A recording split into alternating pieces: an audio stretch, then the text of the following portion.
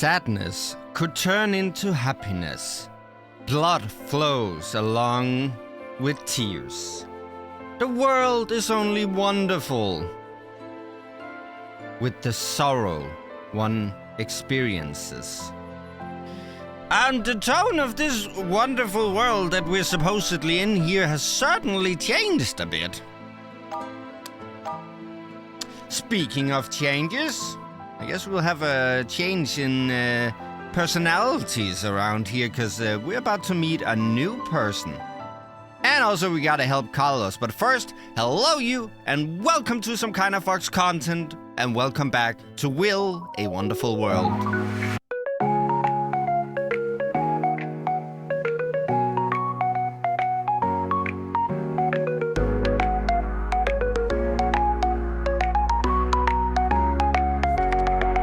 I sat on the bottom bed of the only bunk in the tiny room.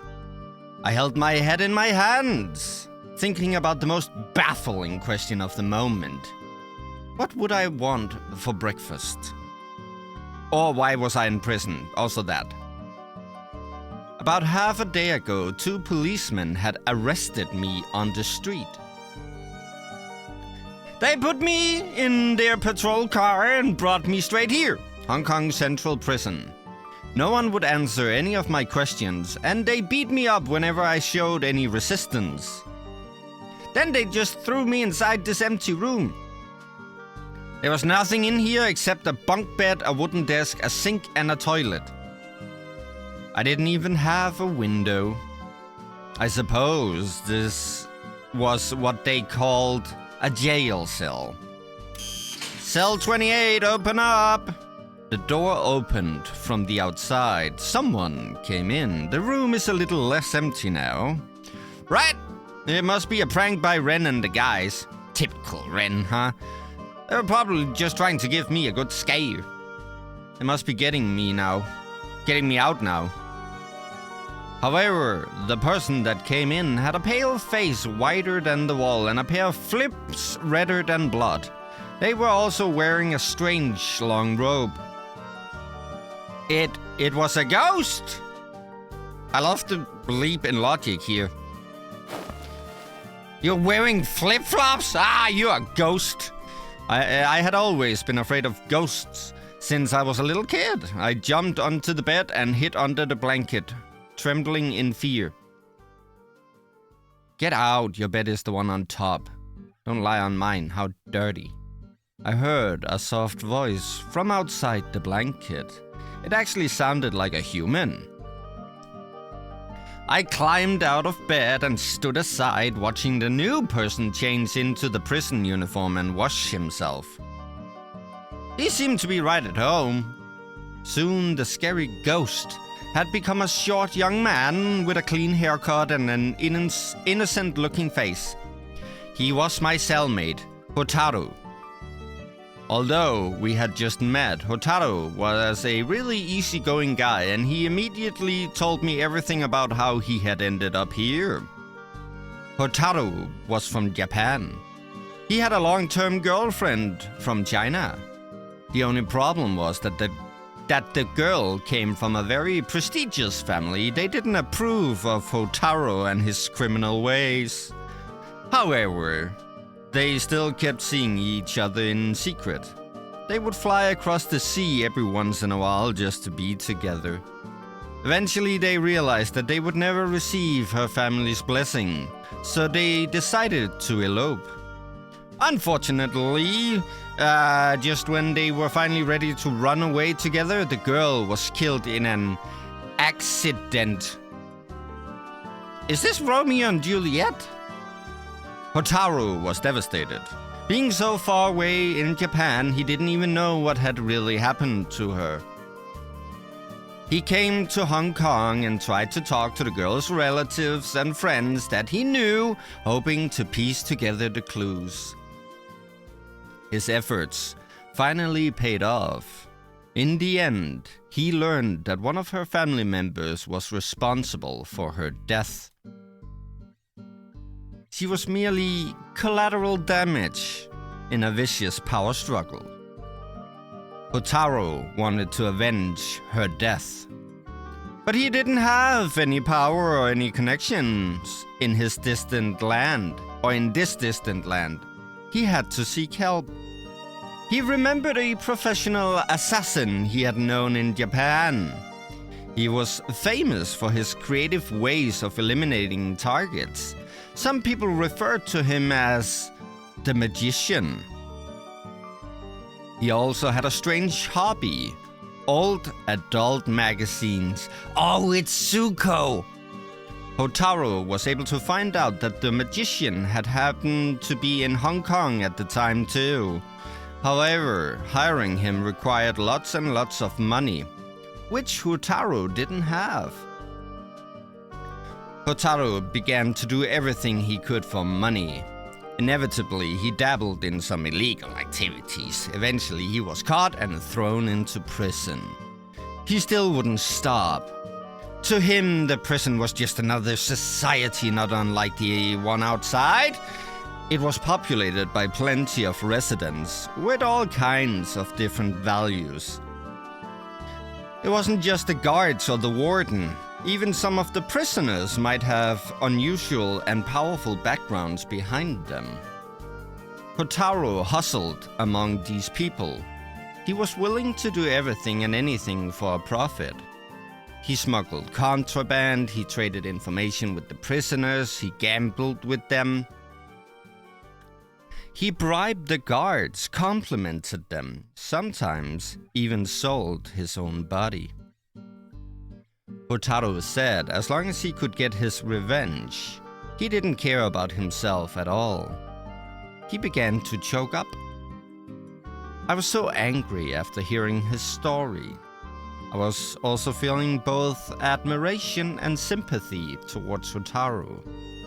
If I were in his shoes, or rather his flip-flops, I probably wouldn't be able to do what he had done. Unfortunately, I had no more than a few $100 on me, and that was all I could give him for now. I believed every word Hotaru had told me, based on the fact that we have known each other for approximately 3 minutes. The next day, during lunchtime, I finally had to make my decision of what to eat. I was mocked relentlessly by the other prisoners. Son, you should be thankful that you only had a few $100 on you. I told you he was going to fall for it. Hurry, give me my 100. What kind of story did he tell you this time? Deceased parents?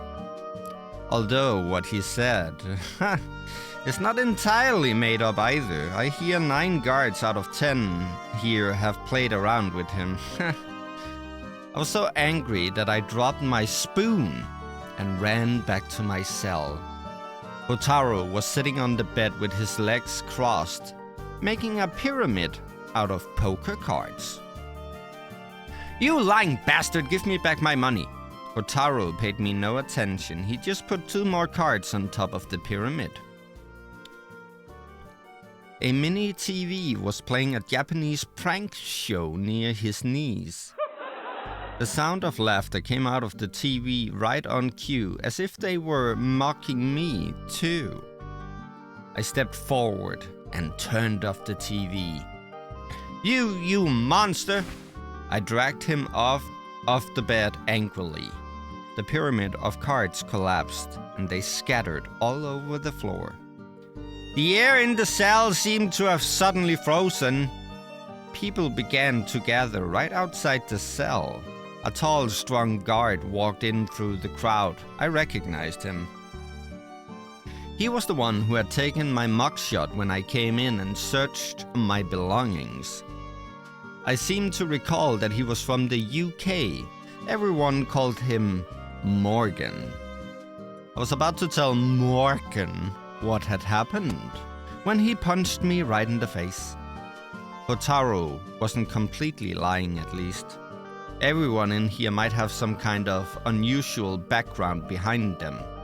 Ugh, why was I so unfortunate? Not only did I end up in prison, I also had to live with such a bastard of a cellmate. Lord, was this part of your trial for me? Carlos. Yeah, that's gotta teach you a lesson about trusting people you've just met. Speaking of people we have just met, I think it's time to learn about this new person. It could be Hotaru, but let's see. 5 years wasn't really a long time, but when I looked down on Hong Kong from the airplane window, all I could remember was some fractured memories about this city.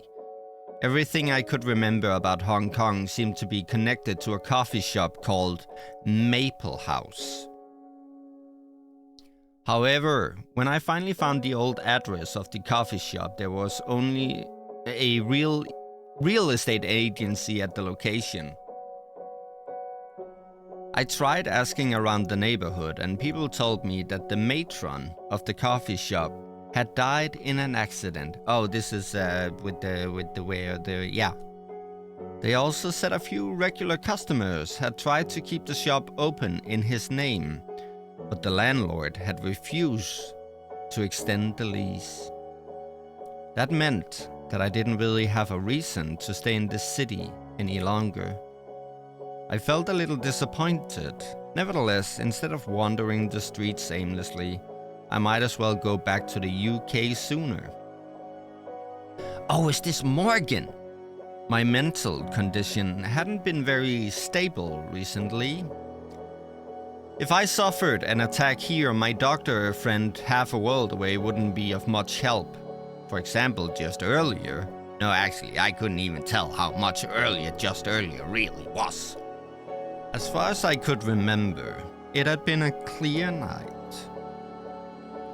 I was walking out of the alley in front of the coffee shop while I pulled my blazer tighter around myself. It was quite dark in the alley except for the pale white moonlight shining down from above. I unintentionally looked up at the moon. Then all of a sudden I felt the moonlight getting wider and brighter, and it was almost blinding. After a deafening moment of buzzing in my ears, I blacked out. When I woke up again, I found myself lying in the bed of the hotel room I had booked. On the other side of the same bed, another man with a scruffy face and long hair was lying down, snoring loudly with no inhibitions. Who was this man? Had he brought me back here? How would he even know that I had been staying here? I nervously rummaged through his luggage. Besides a camera and some daily necessities, I also found a passport and a work ID. Apparently, he was a policeman from Korea, maybe here as a tourist. Perhaps he was just a good Samaritan who had decided to return the lost item that he had found by the road. After I calmed myself down, I realized that I was still wearing the same clothes as before I had left. The wrinkles on my clothes and the germs on the bed from the other man were both making me feel quite uneasy, actually. In any case, I couldn't call for room service before he left, so I decided to get changed first. I changed into my clean clothing and walked into the main room. I sat down and sunk deep into the soft couch. The digital clock on the table said that it was almost 10 p.m. on Tuesday night. I decided to think about something before the man woke up. I used to want to become a doctor, but I never did. The reason was that while I had been studying for the qualification, I discovered that I had a serious condition. It was called selective cognitive dissonance.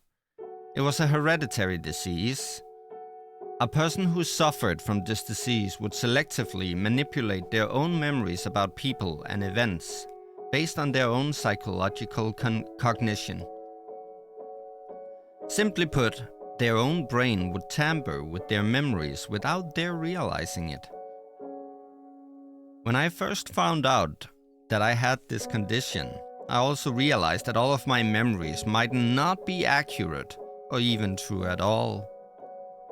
I was terrified. I couldn't stop myself from second-guessing the truth of my own memories. I was in the UK at the time, and I had a psychologist friend. He helped by treating me with hypnosis therapy. The treatment allowed me to forget the unpleasant memories from my past. He told me that I was an entirely different person after the therapy. Afterwards, I had a few good years, but there were some side effects too. I couldn't remember what my parents looked like, nor where my home was. For the past 2 years, there had also been more serious reactions too. Some fragmented, horrifying images would suddenly flash before my eyes, and I would feel severely sick or even pass out.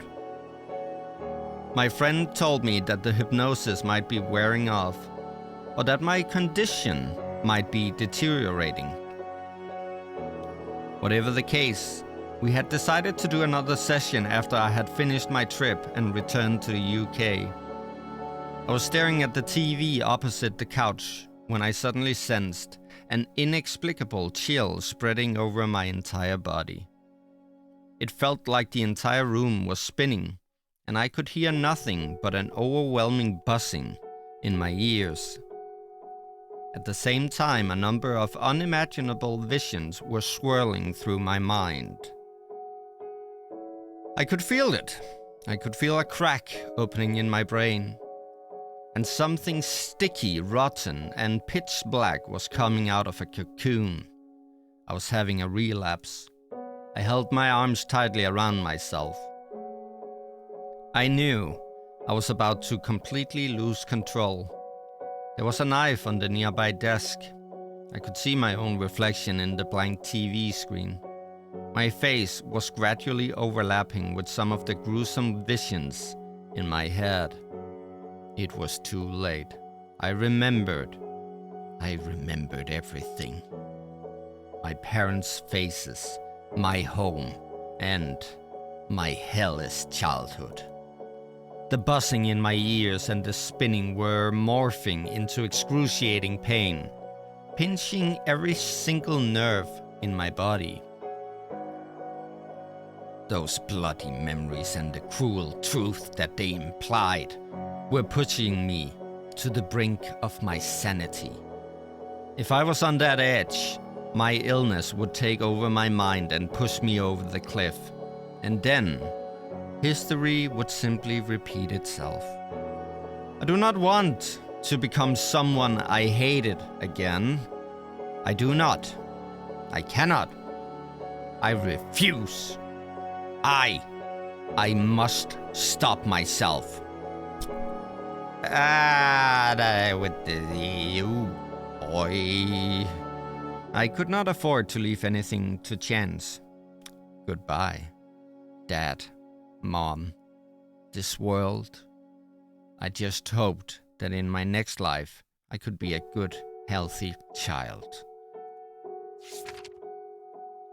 Okay, well.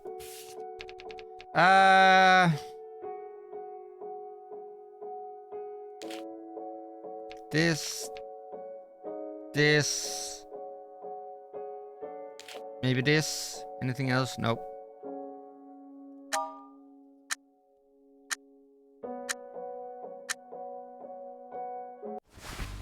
I angrily dragged him off the bed. I grabbed the knife on the desk and held it against his pale and tender neck.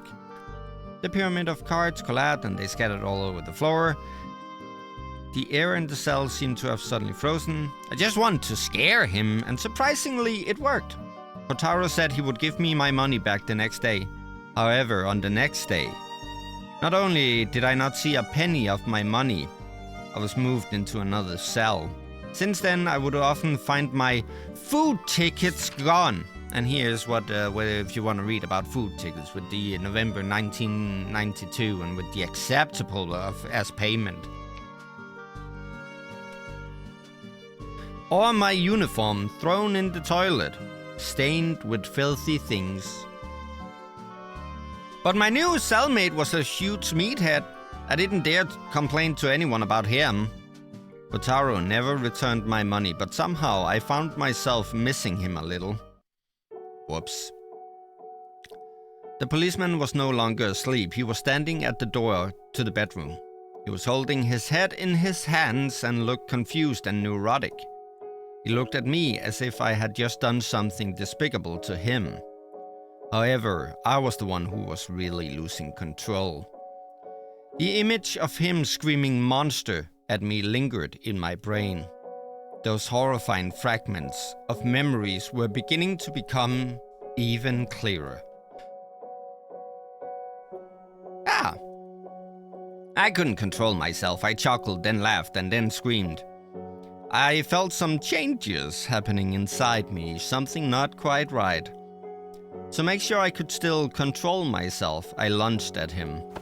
We were tangled together, hitting each other as hard as we could with our fists and feet. I needed to relieve what was piling up in my mind in the most primal way. I pushed his head away with my hand and slammed it into the TV, which then shattered into pieces. But I didn't win the fight. The black barrel of a gun was pushing up against my left temple. The person who was holding the gun had the same face as the policeman, but I could see something different, something much more frightening. You're a monster. He pulled the trigger, and those were the last words I ever said in this world. How's that rank A? Okay.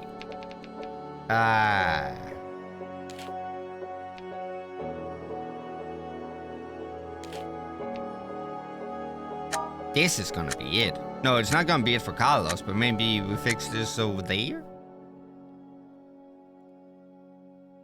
Some gruesome visions. It was too late. I remember. No, okay, well, this didn't get with that thing. God.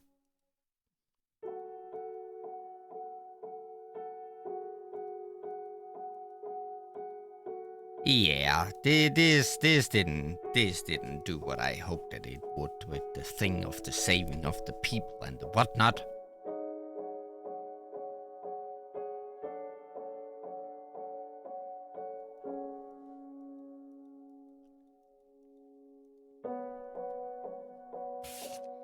Yeah, that didn't work. But this. No. But this. Hang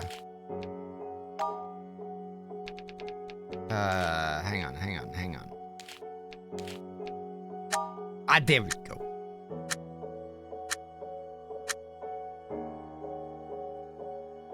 Standing at the door, he was holding with the neurotic and something despicable to him. Maybe I need to take the monster away from over here, it seems.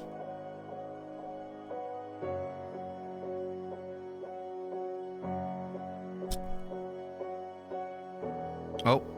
To make sure that I could still control myself, I picked up the knife on the desk and lunged at him. I stabbed him in his shoulder. He suddenly dropped his defending hands and became extremely quiet. Next, I saw his eyeballs twitching and he mumbled something. I had a bad feeling, so I tried to pull the knife out, which you shouldn't do, actually. But my right hand was caught. I looked at him again. I couldn't believe my eyes. The person standing in front of me had the same face as the policeman, but I knew it could not have been the same man. He had turned into something different, something much more frightening. There we go.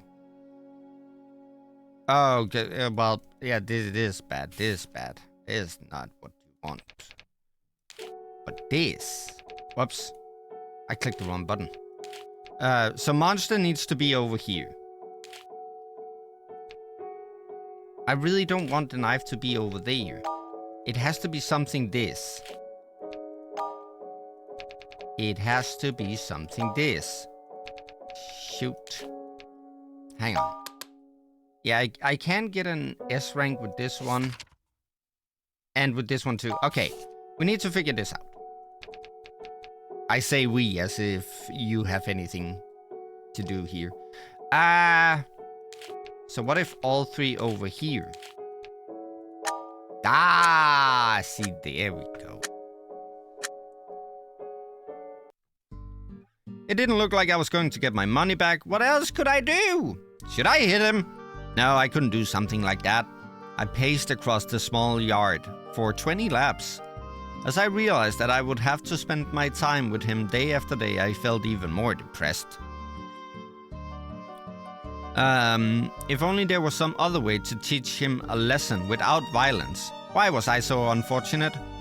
Not only did I end up in prison, I also had to live with such a bastard of a cellmate. Well, that didn't sound good. The image of the woman on TV, hysterically screaming monster, lingered in my eyes. Why was I having such a strong reaction to this word? A few blurry visions were beginning to come together in my head. Some of them were starting to become even clearer.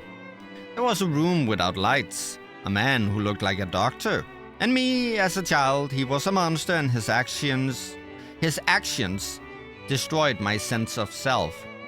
When we clashed with each other, only one could survive. I felt some changes happening inside me. It felt so good. As if a group of people had been tolerating a smoker in an enclosed space, and then the smoker was suddenly killed by a falling meteor. I picked up the knife and walked into the bedroom. There was only one tiny detail that had been bothering me for a little while. I opened his luggage again. I confirmed that the necessities did not just belong to just one person, neither were they new. And there were multiple pairs of underwear in different sizes. My confused memories failed to fill in the missing pieces. I pushed the knife against his throat lightly, thinking that I would conduct an interrogation on him once he woke up. I didn't know that his instinct to danger was much stronger than I could have ever expected. Click. Before I knew it, the black... peasants. I dropped the knife. You're a monster. He pulled the trigger. Well. Okay. What if this? No. What if this? Okay, well, process of elimination, here we go. But that did something for Carlos. I looked at the fruit knife and I had an idea. I was gonna peel an apple. That will teach him. I decided to swallow my anger for now. Later that night, I was lying on the top bunk, waiting with my eyes open. Hotaru turned in his sleep. Squeak! Bang. The entire bed shook violently and I heard a panicked scream under me. I looked down, feigning ignorance. The bottom bunk only had a metal frame left. There were a few broken pieces of wood on the floor, and the screws that I had loosened up earlier were lying innocently in the corner of the cell. Hotaru sat on the floor in shock, still processing what had just happened. Ah, you sucker, I gotcha. Back at the orphanage, there had been a fat little kid who would always bully me. I once taught him a lesson in the same way. Although I was scolded by Alicia, it still felt really good. They needed a week to fix the bottom bunk. In the meantime, Hotaru was temporarily moved to another cell. Being in the cell alone was quiet. Too quiet. I used to sleep in the top bunk in the orphanage, and Alicia would sleep on the bottom one. It wasn't a sturdy bunk bed. Alicia would have to hold the bed every time I climbed up. Otherwise, it felt like the bed would immediately topple over. Oh, how I wished that I would find her sleeping down there when I woke up.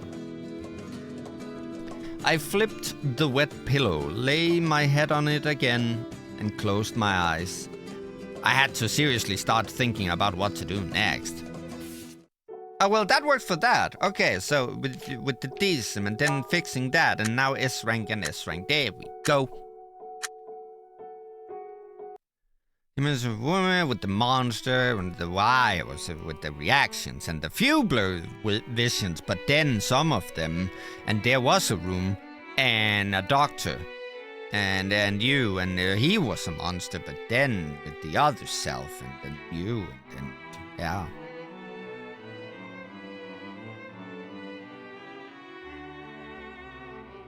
Ooh. I left the hotel. I walked in the middle of the street under the pale moonlight. I used to believe God was real when I was a kid. But if he or she were real, none of those things would have happened to me. People like me, we didn't really need a God. We just needed a dagger. I decided to stay in Hong Kong. There must be a lot of people here who could use a dagger like this. A dagger like me. And there we go, double S rank. Uh-oh. No new messages.